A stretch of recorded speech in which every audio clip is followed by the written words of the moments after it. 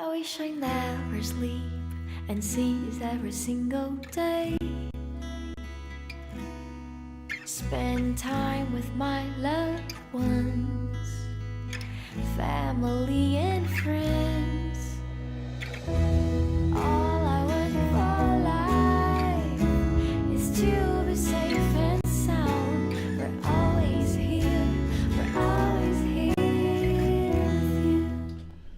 Ei, você, leitor, leitora do Portal do Holanda, eu sou Humberto Amorim e estou de volta para a nossa entrevista de hoje, participando uma personalidade que vai abordar um assunto de muita, mas muita importância para todos nós.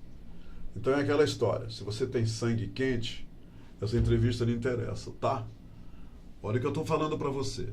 Nós vamos entrevistar aqui a nova dirigente, ela é a diretora-geral da Fundação Emoan, aqui em Manaus, a doutora Socorro Sampaio Carvalho.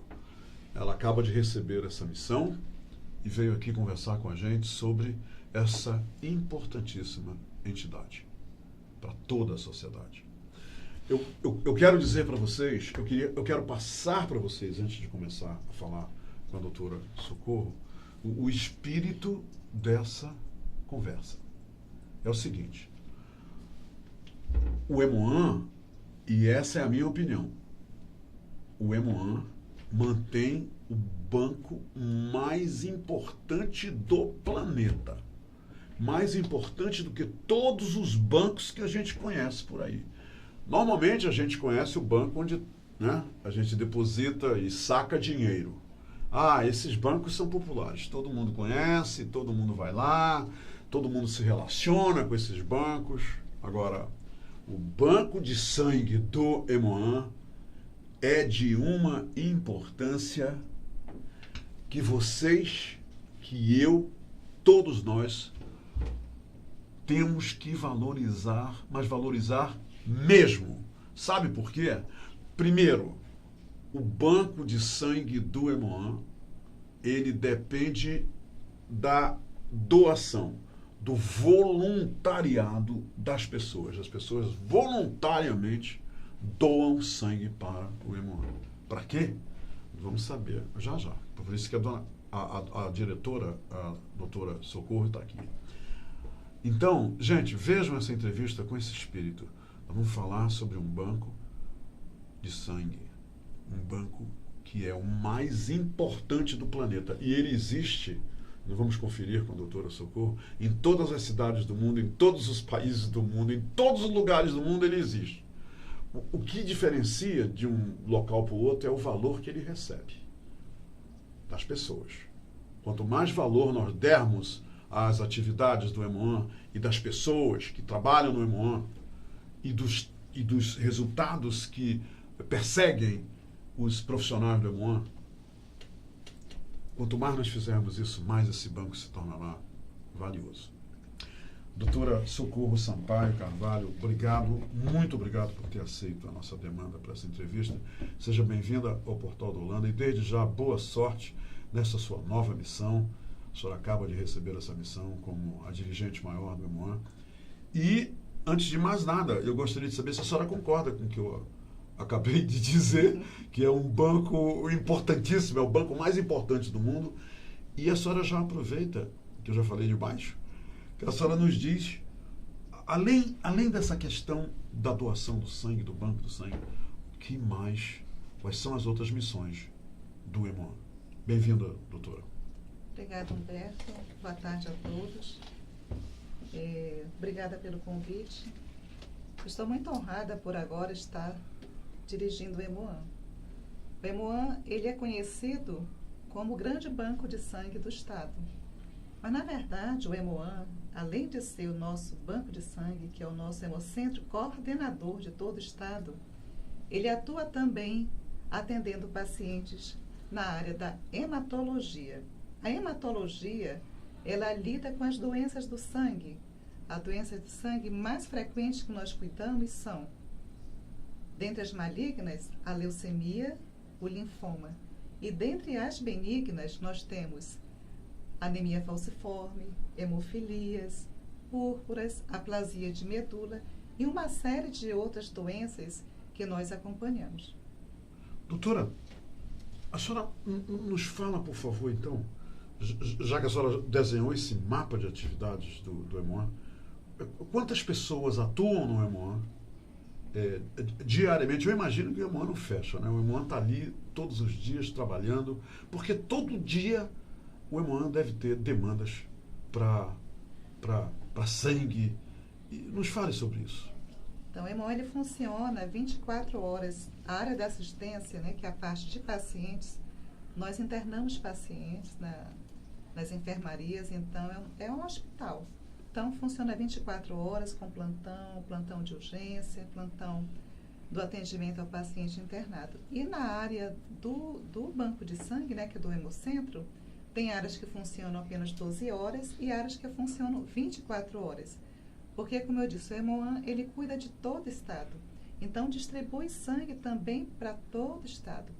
É uma complexidade grande essa parte da hemoterapia que cuida do sangue do estado, porque você imagina, no interior, onde as nossas estradas são rios, né?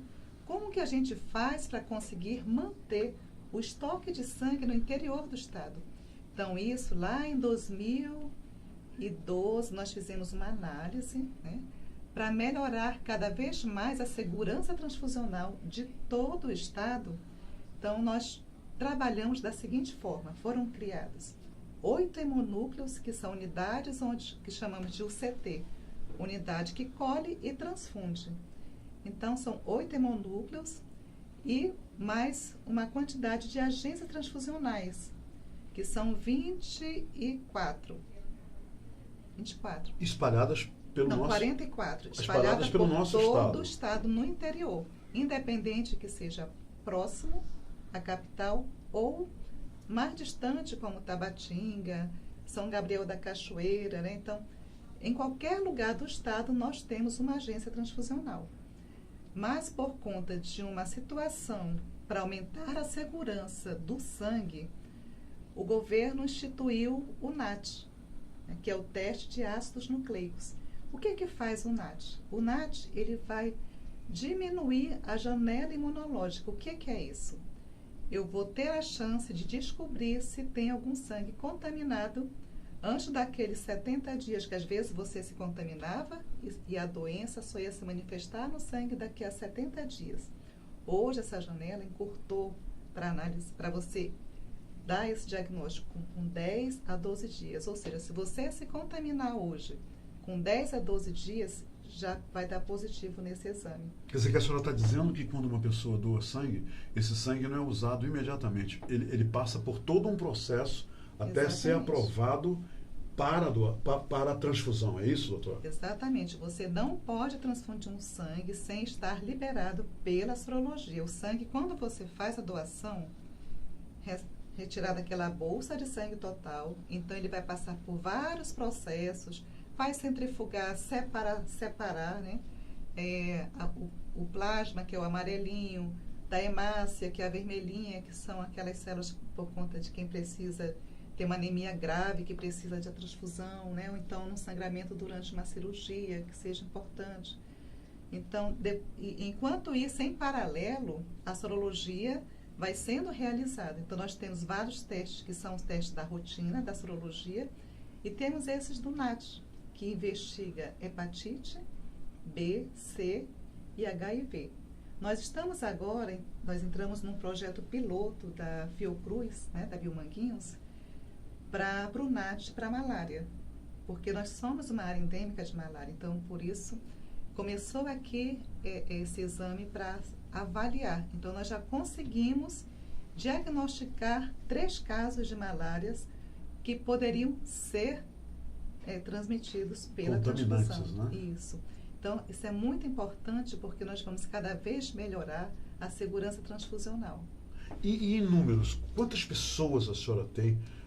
Esses processos são complexos, são complexos que exigem muita capacidade. E de quantas pessoas nós estamos falando hoje atuando diretamente no EMOAN? De profissionais concursados, estamos em torno de 500 profissionais, né? Mas nós precisamos ampliar, né? Nós via aí com o Hospital do Sangue, né? E esse hospital, nós vamos sair de 10 mil metros quadrados que o Hemoan tem hoje. Você vê toda aquela estrutura do É Hemoan, enorme, realmente. tem 10 mil metros quadrados. Agora, com o Hospital do Sangue, nós vamos passar de 10 para 25, ou seja, mais do que dobrar. Então, isso nós vamos oferecer para a população, né, uma oferta de atendimento mais especializado ainda, porque o Hemoan, ele é a referência para tratar essas doenças no estado. Com o Hospital do Sangue, nós vamos ter todas as enfermarias. Só para eu entender, o Hospital do Sangue será inaugurado ainda, é isso? Ou está sendo preparado para a inauguração? Ele está em construção. Está em construção. Dia 28 de dezembro, recomeçaram as obras, né, que elas tinham paralisadas. Tem 30% da obra concluída. Esse 70% já começou no dia 28 de dezembro, essa obra. Então, nós esperamos que em um ano e meio, Ela seja inaugurada. ela seja concluída para a inauguração. Então, nesse hospital, nós vamos ter toda uma infraestrutura de unidade de terapia intensiva, as UTIs, tanto para criança quanto para adulto, centro cirúrgico, vamos ter uma grande central de imagem para atender os pacientes e, além disso, transplante de medula óssea. Hoje, no Norte, ninguém faz transplante. Em Manaus não se não faz tem. operação de Transplante transplante de medula óssea. Não se faz. Todos os pacientes são direcionados para outros estados. E isso é ruim, por quê? Porque as pessoas são praticamente desligadas, né, do seu ambiente familiar, da sua escola. Você imagina a criança longe dos seus amigos, da sua casa, do seu quarto, dos seus tios, dos seus avós, da sua escola. Isso, e além de que chega num lugar com uma cultura totalmente diferente, para você se adaptar por um período que dura no mínimo 100 dias, né? Então, isso nós vamos ter aqui no nosso Hospital do Sangue, para oferecer um tratamento integral aos nossos pacientes. A senhora já em parte respondeu essa pergunta, mas doar sangue é um processo fácil, rápido e seguro.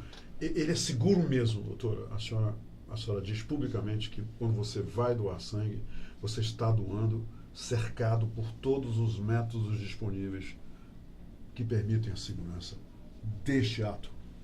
Sim, a doação de sangue você faz fazendo uma coleta, é uma agulha que você retira o sangue para uma bolsa.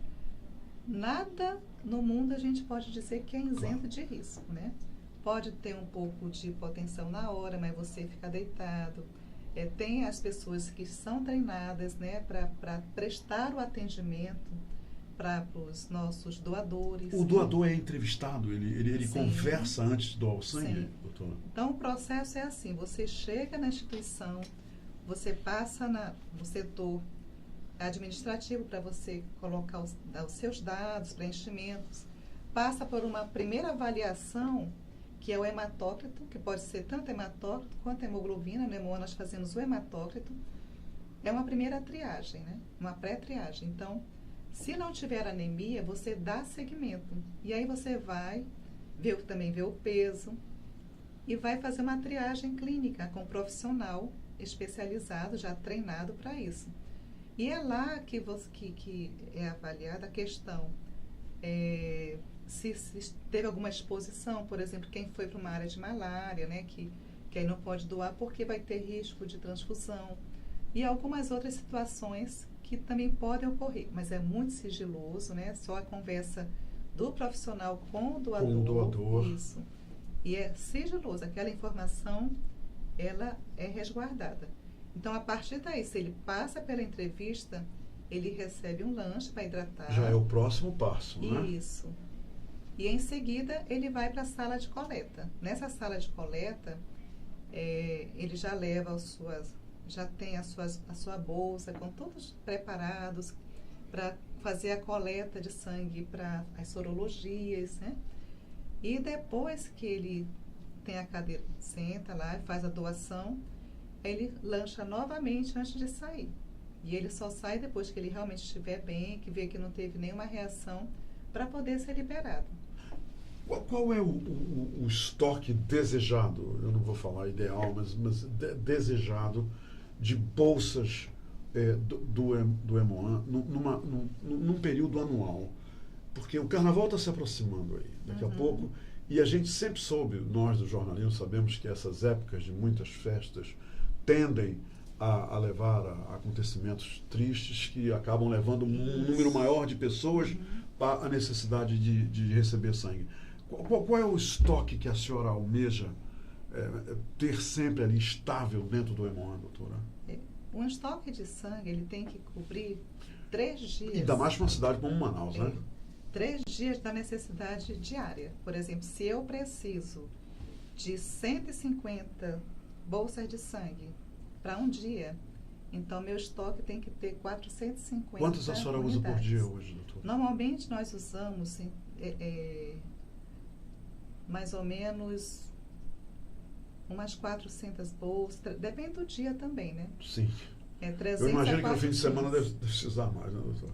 Depende das festas, né, como você falou.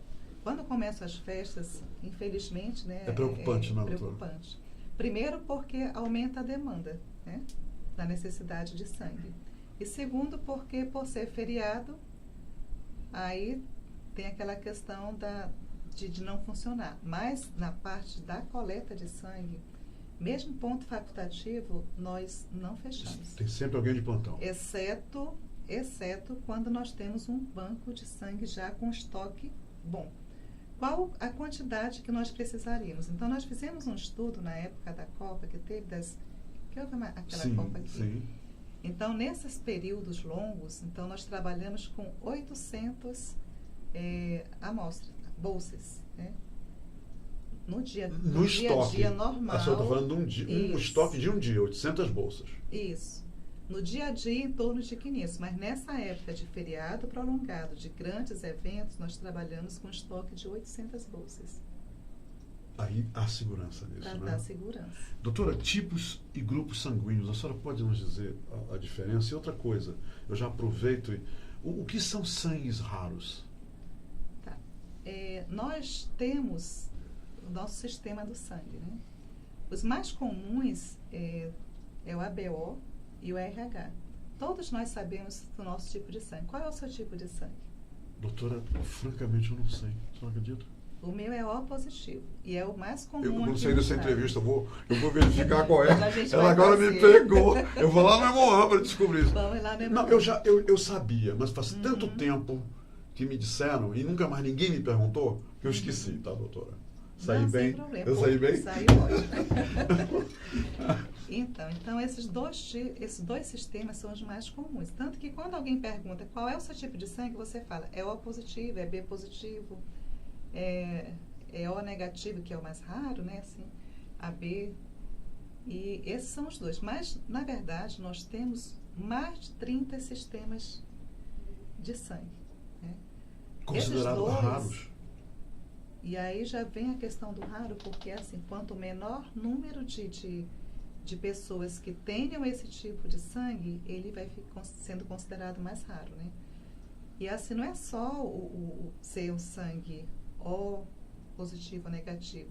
Temos antígenos que é algo já bem mais detalhado, né? Que também fazem parte desse estudo. Mas, no geral, por exemplo, o que preocupa muito hoje? As grávidas, né, que são RH negativos. As grávidas. Então, isso é uma situação que tem que ter muito cuidado. Então, quem for mulher, né, sexo feminino, que for RH negativo, quando engravidar, precisa fazer um acompanhamento rigoroso durante a gravidez. Por que isso? Porque, por ela ser RH negativa, ela não ter esse antígeno, e se o marido for RH positivo, pode haver uma contaminação para a criança, que geralmente só ocorre na hora do parto, ou se ela tiver algum tipo de sangramento. E que consequência pode levar isso à criança? O primeiro filho geralmente não tem consequências. Não tem. Geralmente a partir do segundo. Por quê? Porque quando há o contato de um sangue que é RH negativo com um sangue RH positivo, a grávida sendo RH negativo, Então, vai ter uma sensibilização. O que é uma sensibilização? É quando começa a haver uma produção de uns anticorpos, que são algumas proteínas do sangue, que vão rejeitar aquele sangue positivo. Então, assim, a criança nasceu, não vai ter problema, mas quando vier a segunda gravidez, que isso já está na memória da mãe, e aquilo vai voltar, e vai voltar com força, digamos assim. E aí já vai começar a afetar o bebê. Que aí esse tipo de antígeno, né, ele já passa para o sangue do bebê e vai destruir o sangue do bebê. Por isso que quando nasce, a maioria das vezes é quando nasce que a gente nota. Porque aí já tem aquele estímulo, já começa a destruir, né, já está fora da mãe, né? E aí fica aquela pele amarelada por conta da destruição das células. Tem uma anemia importante e a pele amarelada. Essa pele amarelada, que nós chamamos de icterícia, que é por conta do aumento da bilirrubina indireta, ela pode afetar o cérebro do bebê. E a lesão pode ser tão grande que pode levar à convulsão. E até uma lesão grave e permanente, que a gente chama de kerníctero, né? Na hora que o bebê faz as convulsões e ocorre a lesão cerebral dele. Então, as mães com RH negativo têm que prestar muita atenção e procurar o conselho e o envolvimento médico para cuidar disso. Mas o médico cuida. Agora, se ela for RH negativo, sensibilizada, o hemoan também ajuda a identificação desses anticorpos. E quem identifica isso aí é o hemoan. Tem que ir lá para identificar isso no hemoan, se é RH negativo. É assim. O hospital que faz o exame, ele identifica. Já identifica. Isso. E comunica, no caso, e aí depois para todo o processo que se aí desenrolar. Tem um período que tem que fazer no 6º mês, perto da gravidez, e já levar o frasquinho para colher, porque na hora que nasce o bebê, aí já faz a coleta para ver a tipagem do bebê e para ver o cumbis. Ratificar isso aí, né? Que aí no bebê faz o cumbis direto e na mãe faz o cumbis indireto, que é para ver a sensibilização. Quando está um cumbis positivo, que a gente chama de cumbis direto positivo, é porque já está sensibilizado. Doutora Socorro, a falta do doador, do sangue do doador, pode prejudicar cirurgias importantes, pode prejudicar também pacientes que fazem quimioterapia diariamente? Sim. Na verdade, não prejudica a quimioterapia em si, porque a quimioterapia, para que serve a quimioterapia? Né? Vamos colocar assim. É um tratamento de um paciente que tem um câncer. Vamos colocar o nosso que tem leucemia. Sim. Então, quando eu faço uma quimioterapia num paciente de leucemia, para quê? Para destruir as células da leucemia. Mas quando eu destruo essas células da leucemia dentro da medula, né, que é onde tem a produção das células, onde estão as células da leucemia, eu também destruo as células normais. E aí, como a medula, ela produz, a medula é o nosso tutano, né? Sim. Como ela produz as hemácias, as plaquetas, os leucócitos, né? Os leucócitos são as células de defesa, as hemácias são aquelas células que, se faltavam, apresentam anemia, e as plaquetas, aquelas do sangramento, né? Que apresentam aquelas pintinhas, as manchinhas. Então, eu faço a quimioterapia, eu destruo essa medula, esse paciente vai apresentar anemia, vai apresentar queda do leucócito, com risco de infecções, e se tiver infecções pode ficar grave, e destrói plaqueta e vai apresentar sangramento. Mas aí é que entra a transfusão? E aí que, na análise do resultado do hemograma, do simples hemograma, já indica a transfusão. Se eu não tenho esse sangue, claro que eu não vou transfundir. Então, vai ter risco para esse paciente. Então, por isso que eu tenho que ter esse sangue, esse estoque de sangue abastecido. Cirurgia. Nem toda cirurgia precisa de transfusão, mas algumas cirurgias grandes, geralmente, podem precisar. E aí eu tenho que ter esse sangue na sala, já pronto para transfundir. Algumas cirurgias não precisam. Eu posso ter o sangue, quando eu falo na sala é assim, pronto para entrega. Mas algumas cirurgias pequenas, eu fico com a bolsa no banco de sangue, na agência transfusional. E se precisar, aí eu rapidamente já tenho a tipagem da bolsa do paciente, compatibilizo e encaminho. Então, para cada cirurgia, eu tenho um encaminhamento diferente para as cirurgias com risco de transfusão, aquelas com pouco risco ou aquelas sem risco. Se não tem risco, não precisa. Fica só a agência lá, numa eventualidade eu posso utilizar. Não tem nada a ver com a entrevista, mas a senhora é tão didática que eu não resisti. A senhora já foi professora? Porque a senhora dá uma aula na sua resposta. Eu vou lhe fazer 3 perguntas de uma vez, eu não resisto, porque ela pega, ela realmente... O ser humano, ele possui o quê? 5 litros de sangue, não é isso? A gente possui em média? Em uma média. Uma média. 70, e qual é o percentual que a gente por pode doar, né, a cada vez? E uma outra coisa que a Jandira Figueiredo quer saber da senhora. É verdade que homossexuais não podem doar sangue? Eu lhe fiz 3 perguntas, não foi? Tá, vamos por parte. Vamos começar pelo esse percentual que a pessoa pode doar. E uma outra coisa que perguntar. Doar sangue vicia e enfraquece? Não. Isso é mito? É mito. Ok.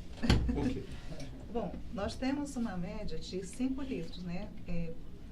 Um adulto, né? Um adulto. Criança em torno de 80 ml por quilo, né? Se você...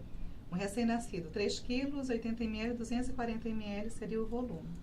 Em adulto, em torno de 5 litros, 4,5, 5 litros. Você pode fazer a doação em torno de 10% do que você tem. Que é Isso deve ser uma norma internacional, né? Isso. E é mais ou menos isso que é colhido, em torno de 450 a 500 ml, 470 ml. Porque também não pode ser mais nem menos por conta do diluente da bolsa, né? Então, se for menos, tem risco de aumentar esse diluente e causar complicações para o paciente. Se for mais, risco de coagulação. E em relação ao homossexual, hoje em dia, assim, nas Já normas, houve restrição, doutora?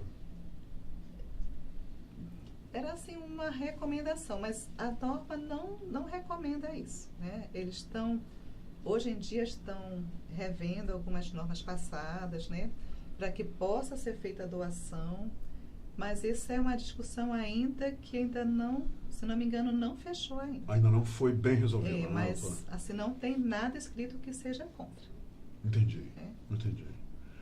Deixa eu lhe aproveitar aqui, já que nosso tempo está acabando, alguns dos nossos leitores e leitoras estão se manifestando. A Érica Rodrigues está lhe dando parabéns, a Cláudia Brahim, o Jorge Carlos. Eu estou citando alguns só, porque são tantos que estão se manifestando, e eu queria só recomendar à senhora e ao meu querido Felipe, meu colega Felipe, que vai no nosso Facebook, Felipe, e você vai ver todos os comentários, todas as perguntas, e você repassa para a doutora Socorro, tá? Lá no Amoan, com calma, ela vai procurar todo esse povo para responder. Ela vai responder vocês, tá? Mas eu escolhi alguns aqui, porque a Cláudia Freitas está me parabenizando pela entrevista, a Islanei Custódio. Mas tem uma pergunta interessante aqui, que é da Maria Melo. Ela gostaria de saber da senhora, doutora, quem já teve câncer pode ser doador? Interessante essa pergunta, né? A senhora pode, inclusive, pesquisar isso e depois a senhora responde ela. Porque é uma pergunta interessante. Que não está nem aqui na minha lista de perguntas. Eu mesmo não tinha essa pergunta. Maria Melo, a doutora Socorro, ela inclusive, isso aqui, como está no Facebook, você está aí me vendo e me ouvindo, ela vai se aprofundar nessa matéria para responder você. Mas a senhora vai responder a Maria Mello, não é, doutora? Pronto, ela vai. Ela deixa o contato tá bom? No caminho, depois se você exatamente. Também. Tá bem? Porque ela vai. É muito interessante. E a senhora pode, inclusive, depois passar essa resposta para mim, que eu darei aos nossos leitores e leitoras. A pergunta que ficou para a doutora pesquisar e responder é a seguinte: quem já teve câncer pode ser um doador de sangue? Tá bom? Essa resposta a gente fica devendo, e a Maria Mello vai receber essa resposta diretamente da doutora Socorro. Doutora Socorro, diga, por favor, aos prováveis doadores, não dói, não vicia, não,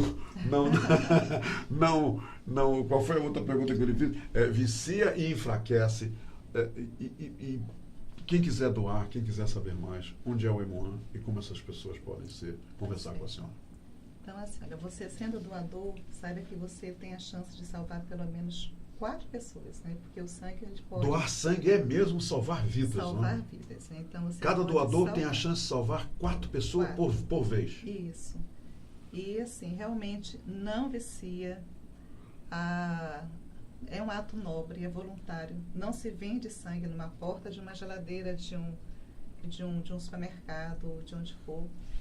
É doação voluntária, é vontade de ajudar ao próximo. Então, nós estamos aguardando você no Emoan, ali na Constantino Neri, esquina com a Pedro Teixeira, né? Acima de 18 anos, mas se você estiver acima de 16, você pode doar também com autorização de seus pais. Até que idade? 69, se já tiver doado até 65.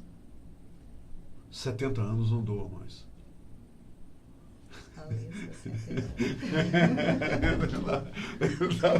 Depois eu lhe digo por que eu lhe fiz essa pergunta. Tá certo.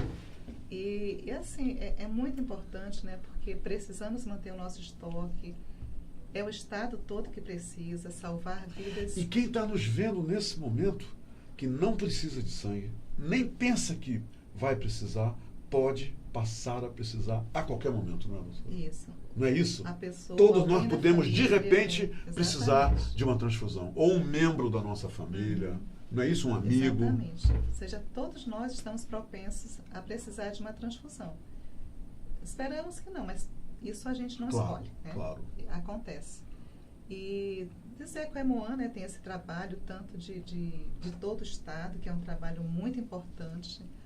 A questão do cuidado do paciente com câncer do sangue, com hemofilia, com anemia falciforme, também é importante. Nós temos grupo de voluntariado lá, que tem um grupo do Raio de Sol, para quem quiser colaborar também pode fazer o contato, tá?